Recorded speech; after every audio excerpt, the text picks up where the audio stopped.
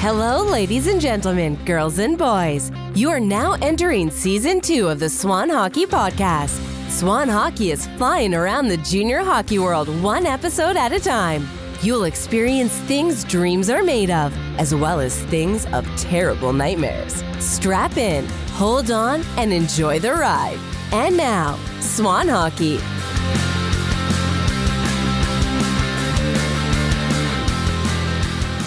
Tier 3 junior hockey. This might be the worst year I could ever remember. I mean, it's just insane what's going on right now.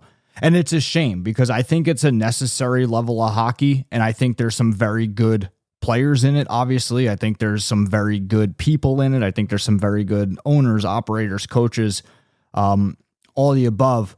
But there's just so much inconsistency and just so much. It's just obviously overexpanded. I mean, we've got games.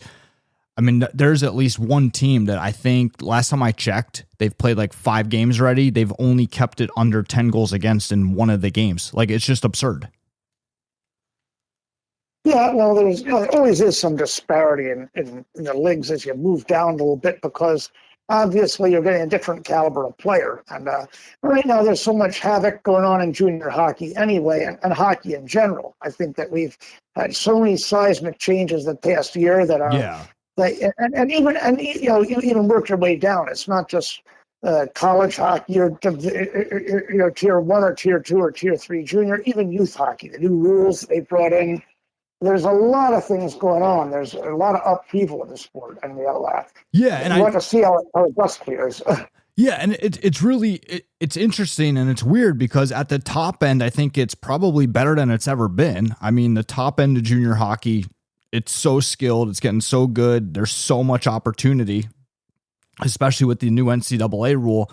You know, it just brings so much opportunity. The top end is thriving, but the bottom end, it's probably worse than it's ever been. Like I said, with the tier 3, with all this expansion and everything, and it's just, I mean, so many so many teams that they're just trying to like get by. They're just trying to limp through the season, and the season's barely started.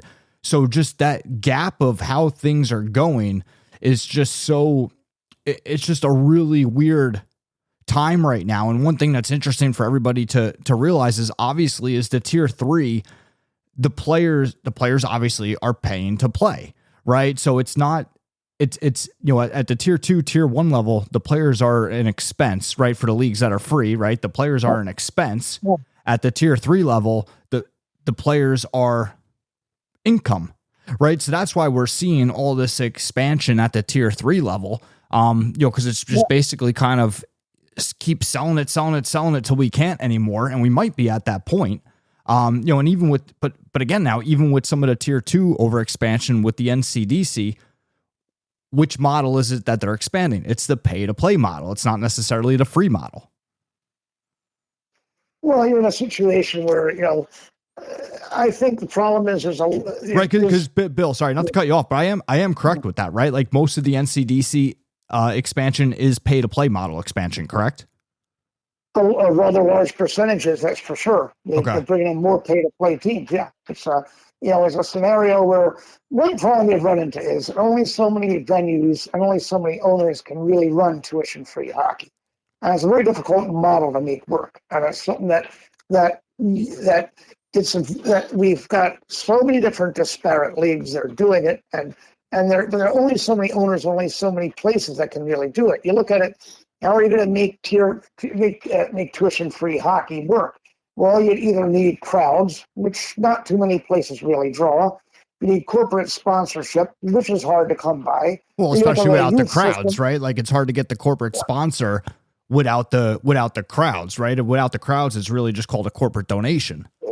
Well, sort of, yeah. But I think about like Little Caesars for years and youth hockey and other Detroit teams. Sure. Okay. Yep.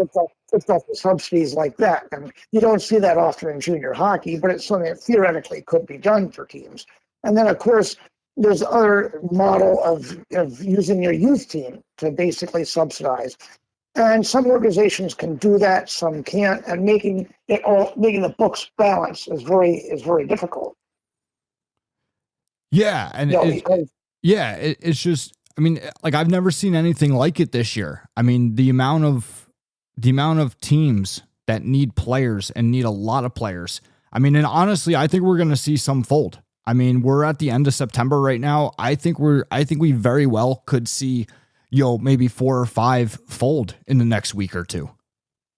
It's not out of the question. I think that's one problem you're dealing with now is that while there's so many things going on, also a lot of people perceive of less opportunity to play college hockey, which is not as true as they think. But some people are throwing in the towel. They're saying, why am I doing this? Because I'm not going to get right. Well, you're not going to get originally where you thought you're going to go, because obviously there's a trickle-down effect. But on the other hand, you still can play. It just might be a different level that you haven't thought of. And, some kids never thought of college club, and never realized how good it is, never really understood it much. And some kids have sneered at D3, which they shouldn't, something you definitely should not be doing. And Division I has gotten a lot more difficult, especially at schools that are not as academically demanding. It's gotten a lot more difficult. But at the same time, there are places to play. But a lot of people have sort of said, well, I can't be D1. I don't want to play anymore. I don't want to play club, that sort of thing, Yeah, I mean, and honestly, like it's about finding that balance too, because honestly, I don't want to see this get to the point where you gotta, play 3 seasons of Tier 3 junior just to play ACHA 2, right? And I'm not knocking ACHA 2. I'm just saying it would be great to see kids be able to do that right out of high school, right? Instead of now to build something where it's like, hey, you need to go spend 10 grand a year for 3 years to play, mid-level ACHA club hockey. I mean, I don't want to see it get to that point. You'd rather not, but at the same time, some people would say it's becoming a little bit evolutionary that way, and it may be.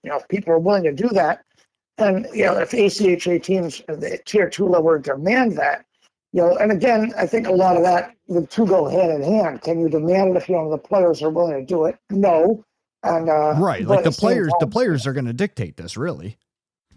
It's time for the Season Pass Point Unlock code for Episode 18. The Episode 18 Point Unlock code is Swan Hockey. Enter the code at www.swanhockey.io to receive your points. Season Pass is free to join. To join or to learn more, visit Swan Hockey Digital at www.swanhockey.io. And now, back to the show.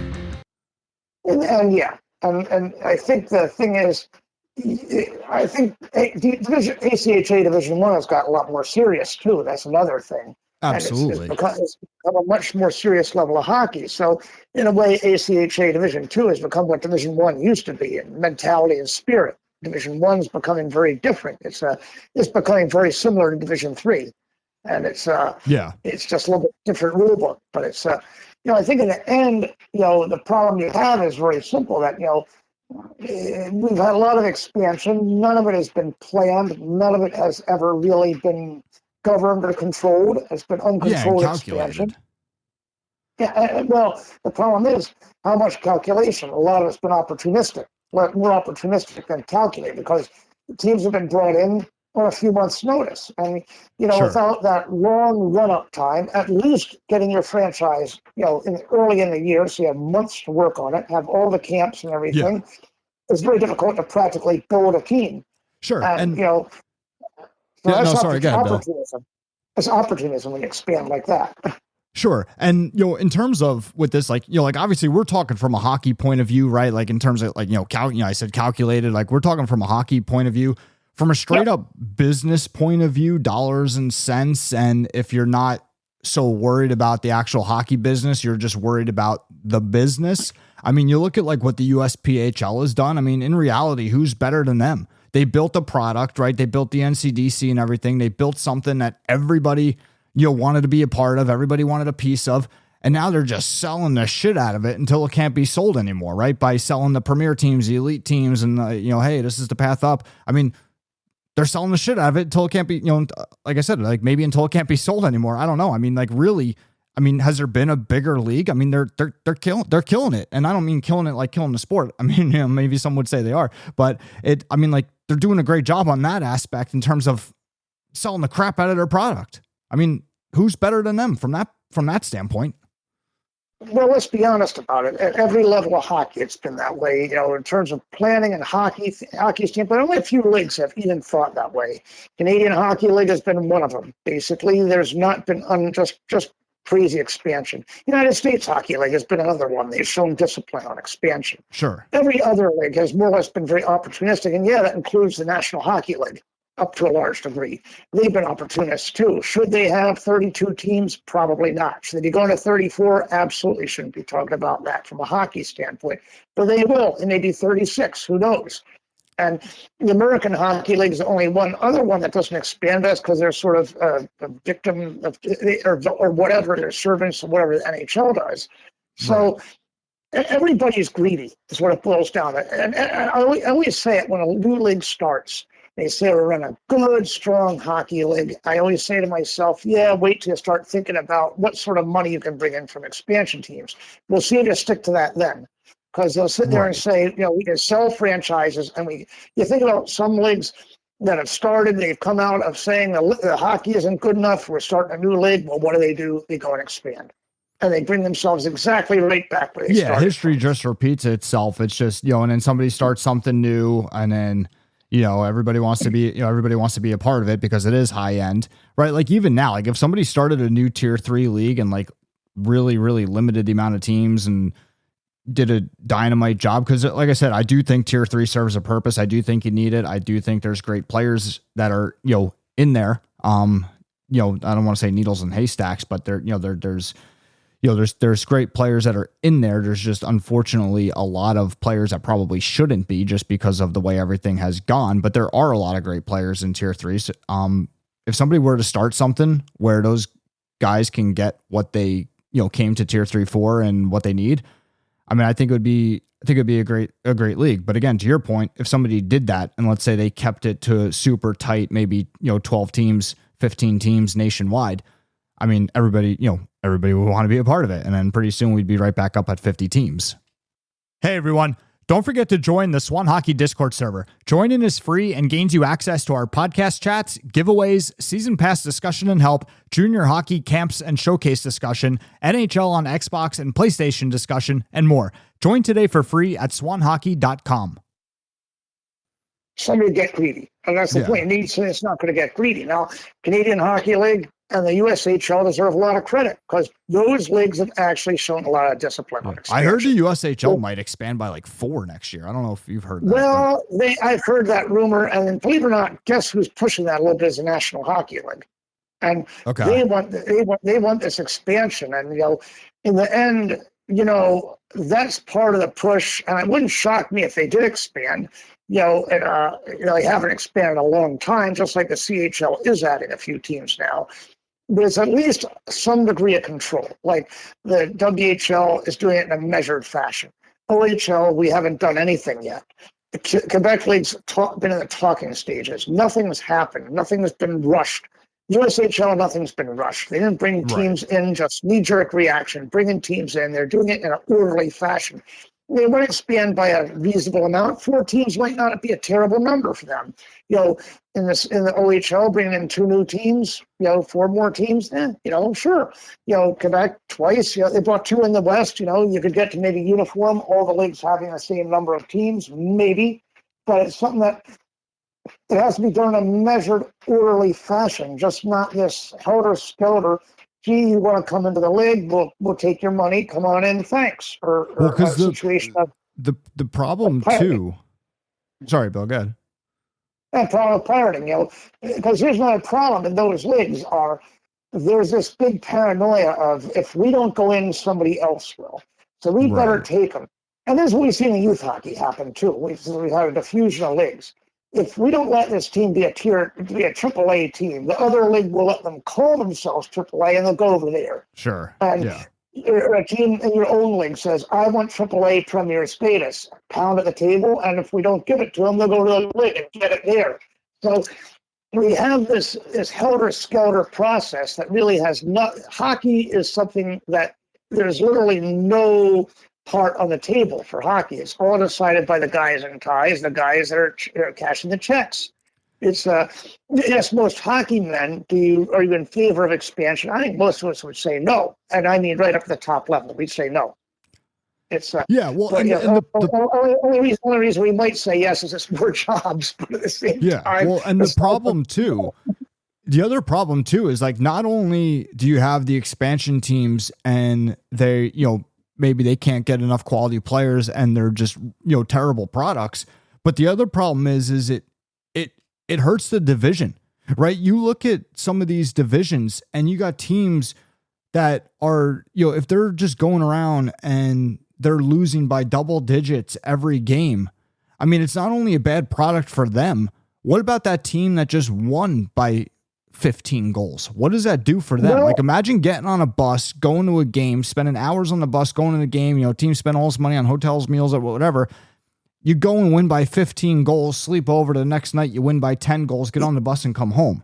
Like that's not really doing anything for the players that are winning by those amounts either. So every time you bring in a team that is failing to those proportions, it's hurting the rest of the league. And it's going to start to drive players out of the league from the successful teams as well, because they're going to get sick of riding around on the bus and just kick shit, shit kicking guys.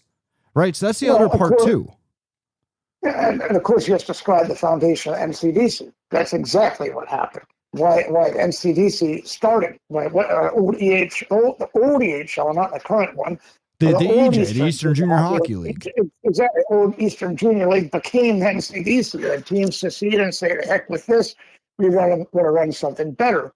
And you could have that happen again. Although now they're trying to put all these rules in where you can't leave the league. You have promissory notes and everything.